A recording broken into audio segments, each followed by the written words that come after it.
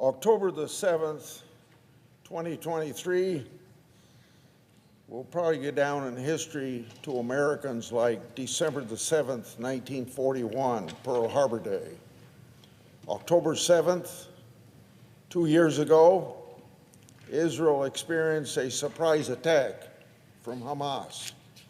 As those under attack rushed to safe rooms and to bomb shelters, the terrorist group infiltrating the country began firing on homes and killing Israelis at random.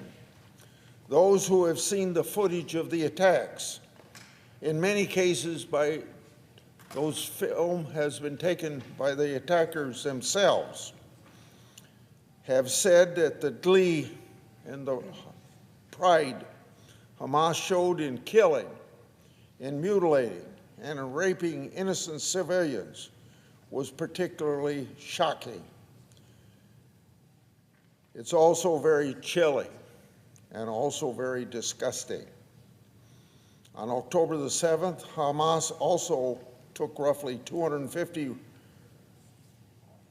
residents hostage, even including babies, real old people, and even some Americans. The horror that these individuals have faced under the brutal reign of Hamas is unimaginable. The hostages have been subjected to inhumane conditions, deprived of their basic human rights, and used as pawns in the cruel game of manipulation. Now, more than 500 days later, Hamas is still holding dozens of hostages captive, including 5 Americans.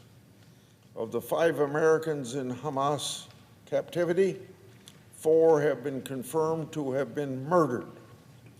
As the families have spent over a year in anguish, waiting for any sign of their loved ones, desperate for their safe return, Hamas has kept their bodies and refused to return them to family and friends, compounding the grief of loved ones. All Americans would say this cannot stand.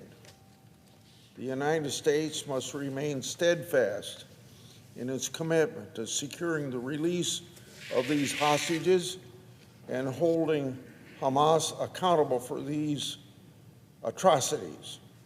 And under President Trump's leadership, that is exactly what our country is doing because of President Trump's support for the state of Israel and for his war against hostage-taking. To the families of these hostages, we grieve with you.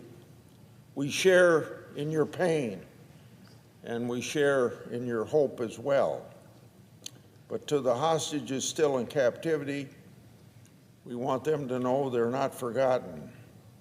The world is watching, and we will not rest until justice is served and you're safely returned to home. God bless you all. I yield the floor and suggest the absence of